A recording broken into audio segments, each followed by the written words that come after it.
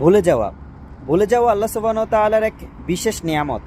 তিনি যদি আমাদের এই নিয়ামত না দিতেন, বেঁচে থাকাটা যে কি ভীষণ দুঃসহ হয়ে উঠত তা আমরা কল্পনাও করতে পারি না।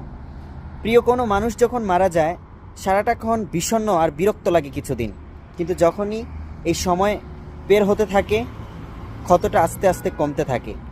আবার ভবিষ্যৎ না জানাও কিন্তু আল্লাহ সুবহানাহু ওয়া তাআলার এক বিশেষ নিয়ামত। ধরুন, আগামী বছরের ঠিক আজকের এই দিনে আপনার সন্তান কিংবা আপনার বাবা কিংবা আপনার মা কিংবা আপনার ভাই কিংবা আপনার বোন অথবা আপনার স্ত্রী মারা যাবে।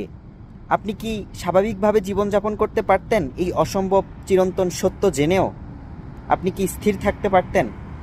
আল্লাহ সুবহানাহু ওয়া তাআলার প্রতিটি কার্যক্রম এমনই হিকমাপূর্ণ। তিনি যখন বান্দাকে কোনো কিছু দেন, সেটাও বান্দার কল্যাণের জন্যই। তিনি যখন বান্দাকে কোনো কিছু দেন না, সেটাও বান্দার কল্যাণের জন্যই।